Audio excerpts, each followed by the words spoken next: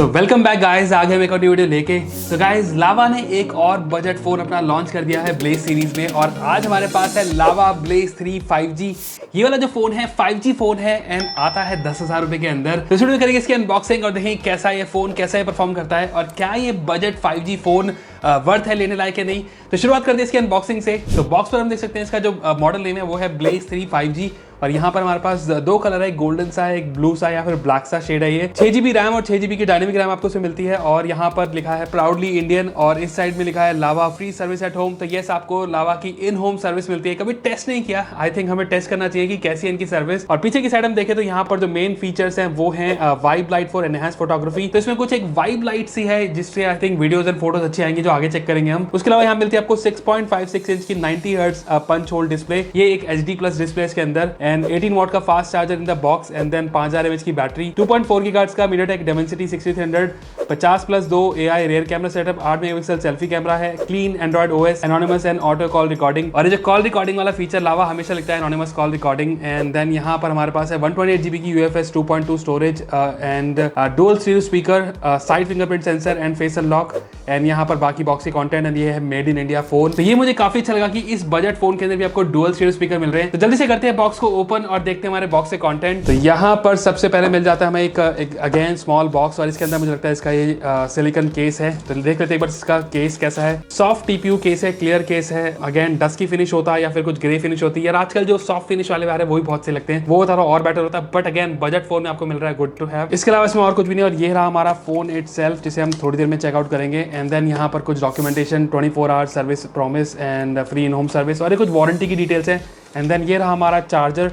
तो जो चार्जर है टाइप C है, तो regular USB to type C cable. And एक चीज मैंने नोटिस करी कि लावा की जो टाइप C केबल्स है काफी अच्छी होती है, काफी मोटी केबल्स होती है इनकी। एंड देन ये रहा हमारा चार्जर, जो कि एक 18 वॉट का चार्जर है। एंड चार्जर अगेन साइज काफी बड़ा है 18 वॉट के हिसाब से, आजकल इसी साइज में बड़े बड़े चार्जर आते हैं। एंड ये रहा आखिरी में हमारा सिम इजेक्टर पेन। तो ये थे हमारे बॉक्स से कंटेंट। अब देख लेते हैं फोन को। तो सबसे पहली चीज, ये जो फोन है मैं पहले से ही सेटअप कर चुका हूँ, तो मैं कुछ देर इसको यूज कर चुका हूँ ताकि आपको अच्छे से अपना फर्स्ट इंप्रेशन बता सकूं। तो गाइज ये है लावा ब्लेज 3 5G फोन, और ये जो फोन है आप देख सकते हो गोल्डन फिनिश में काफी अच्छा लग रहा है, प्रीमियम इसकी लुक आ रही है, और ग्लास बैक डिजाइन है ये। तो बजट में भी आपको एक प्रीमियम ग्लास बैक डिजाइन मिल रहा है, which is again very good. बाकी ये जो कलर हमारे पास, जैसे मैंने आपको बताया था, दो कलर में है, एक ये गोल्डन, बट ये वाला जो गोल्डन कलर है बहुत सही लग रहा है। एंड अगेन इस ग्लास बैक के साथ आपको काफी अच्छा लग रहा है, काफी शाइनी शाइनी सा लग रहा है। एंड अगेन लग नहीं रहा है ये 10,000 रुपए का फोन होगा। तो बिल्ड क्वालिटी एंड डिजाइन के हिसाब से तो मुझे काफी अच्छा लगा। बाकी इन हैंड फील भी इस फोन की काफी अच्छी है, फ्लैट ये बॉडी है, एंड फ्लैट फोन मुझे काफी अच्छे लगते हैं, काफी ईजी होते हैं इनको होल्ड करना। बाकी ओवरव्यू की अगर हम बात करें तो हमारे पास यहाँ पर 6.56 इंच की HD प्लस डिस्प्ले, जो कि आती है पंच होल कैमरा के साथ। और ये जो कैमरा है ये 8 मेगापिक्सल का कैमरा है। सेंसर्स मुझे नहीं पता इसमें इस फोन में कौन से सेंसर यूज हुए हैं, चाहे वो फ्रंट हो या रेयर हो। और साइड में हमारे पास है यहाँ पर वॉल्यूम बटन, और ये है पावर बटन, जो कि एक फिंगरप्रिंट सेंसर भी है। और इस साइड हमारे पास इसकी सिम ट्रे है, और जो सिम ट्रे है वो एक डुअल सिम ट्रे है, और इसके अंदर आप एक माइक्रो SD कार्ड भी लगा सकते हो। तो ये अच्छी बात है कि माइक्रो SD कार्ड का सपोर्ट इसमें दिया गया है। और बाकी ऊपर की साइड देखें तो यहाँ पर हमारे पास एक स्पीकर, माइक, एंड देन नीचे की साइड हमारे पास यहाँ पर है headphone jack, mic, type C port for charging, and again speaker.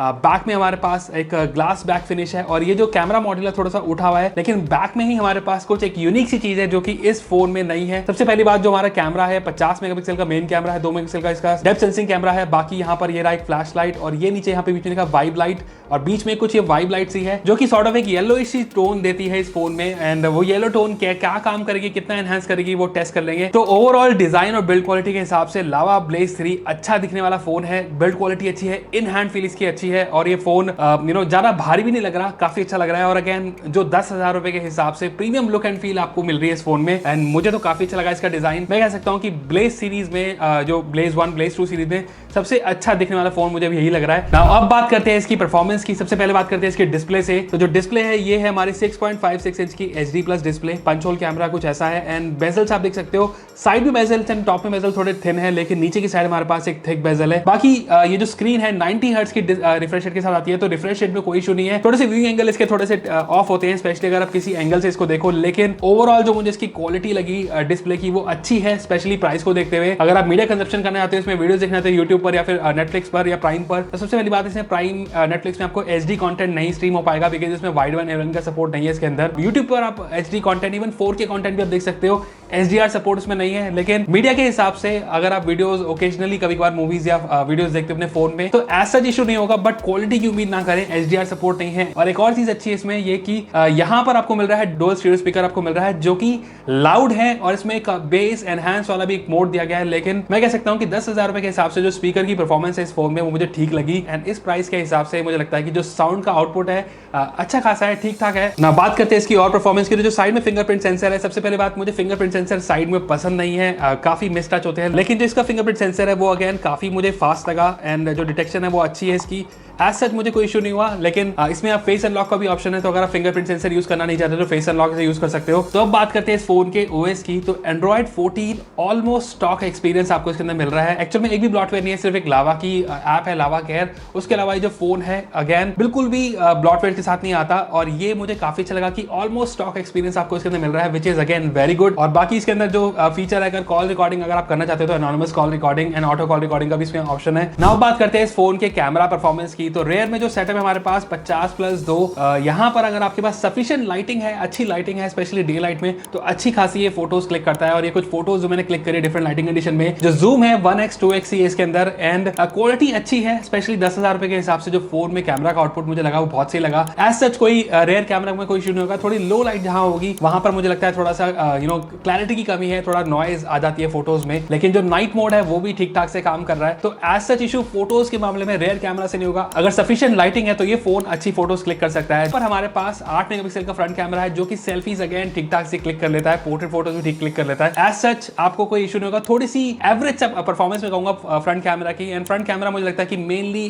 जो इसका यूज होगा वो होगा वीडियो कॉलिंग के लिए। और जैसा हमने इसमें पढ़ा था कि इसमें एक वाइब लाइट आपको मिल रही है and vibe light again first of all ये तो इसकी फ्लैश लाइट है, ये भी थोड़ी सी मुझे लगता है स्ट्रॉन्ग है कैमरा के हिसाब से। बट जो वाइब लाइट है यहाँ से आप वो वाइब लाइट ऑन कर सकते हो। तो ये रही कुछ ये वाइब लाइट और ऐसी कुछ ये वाइब लाइट इसकी ऑन होती है, येलो सी टोन आती है। तो यहाँ पर मैं जो इसकी इंटेंसिटी है वो मैं बढ़ा घटा सकता हूँ। तो आप देख सकते हो कि कुछ चेंज हो रही है और यहाँ पर एक कम हो गई और यहाँ पर मैं इसे ब्राइट कर सकता हूँ। और ये मुझे लगता है कि अगर आप वीडियोस डिफरेंट सी स्टाइल में या फिर फोटोज डिफरेंट सी स्टाइल में क्लिक करना चाहते हो तो ये जो वाइब लाइट है, येलो सी टोन है, ये कहीं ना कहीं काम जरूर आएगी। बट ये आप क्रिएटिविटी के ऊपर डिपेंड करता है इसे आप कैसे यूज करोगे। Again good to have feature है, शायद रोज आप इसे यूज ना करो बट ये दिया है इसके अंदर यूनिक सा कुछ फीचर है जो मुझे लगता है मैंने पहली बार किसी फोन में देखा है, तो मुझे तो काफी अच्छा लगा ये। एंड नाउ बात करते हैं वीडियो की। तो यहाँ पर हमारे पास 2K 30 FPS की रेयर से आप रिकॉर्डिंग कर सकते हो और ये दिखा रहे थे आपको एक सैंपल। सो गाइस ये है लावा ब्लेज 3 का वीडियो सैंपल और यहाँ पर आप मैक्स 2K 30 FPS शूट कर सकते हो। पर्टिकुलरली वीडियो मैं शूट कर रहा हूँ 1080p 60 FPS में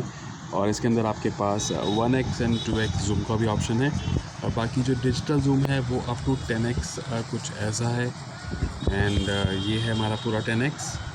सो कैसा लगा आपको इसका वीडियो का आउटपुट एंड माइक की क्लैरिटी कैसे लगी मुझे कमेंट करके बताओ। और जो फ्रंट कैमरा है यहाँ पर आप 1080p 30 FPS ही शूट कर सकते हो, तो 60 FPS का ऑप्शन इसके अंदर नहीं मिल रहा कहीं पर भी। नाउ कैमरा के बाद अगर हम बात करें इस फोन के एक्चुअल परफॉर्मेंस की, तो यहाँ पर जो MediaTek Dimensity 6300 आपको मिल रहा है, ये अच्छा प्रोसेसर है, मिड रेंज प्रोसेसर है एंड इस प्राइस में कोई मिल रहा है, काफी अच्छी बात है। Now day to day task में कोई ऐसा इशू नहीं होगा, कोई भी लैग नहीं होगा, अच्छे से ऑप्टिमाइज प्रोसेसर है। एंड अगेन अगर आप कैजुअल गेमिंग करते हो, हार्डकोर गेमर नहीं हो, तो आपको सही लगेगा। बाकी ऑनटू का स्कोर एक बार इसका ये रहा जो कि आ रहा है अराउंड 4,10,000 जो कि एक डिसेंट स्कोर है और ये रहा Geekbench का स्कोर। बाकी गेमिंग अगर आप करना चाहते हो तो हार्डकोर गेमिंग अगेन जैसे मैं बोला कि नहीं कर सकते, इसमें कैजुअल गेमिंग करना चाहो तो कर सकते हो एंड कभी कभार अगर आप गेमिंग खेलते हो तो ठीक है। बट अगेन हार्डकोर अगर आप गेमर हो तो ये फोन मैं बिल्कुल भी रिकमेंड नहीं करूंगा आपको। नाउ आखिरी में अगर हम बात करें इस फोन के बैटरी की, तो 5000 mAh की बैटरी है, 18 वाट का चार्जर आपको मिल रहा है इसके अंदर। तो उसके हिसाब से मुझे लगता है ये फोन इजिली 1 डे चल जाना चाहिए अगर आपका मॉडरेट यूजेज है। और अगर आप फोन कम यूज करते हो अराउंड 1.5 से 2 दिन इजिली ये फोन चल जाना चाहिए। करते हैं इस फोन के 5G सपोर्ट की, तो ये सारे 5G इंडियन बैंड सपोर्ट करता है, तो एज सच कोई इशू नहीं होगा। बाकी मैंने इसका माइक की क्लैरिटी और स्पीकर भी टेस्ट किया था, तो अच्छी खासी परफॉर्मेंस है इसकी इसमें भी। तो ओवरऑल लावा ब्लेज 3 5G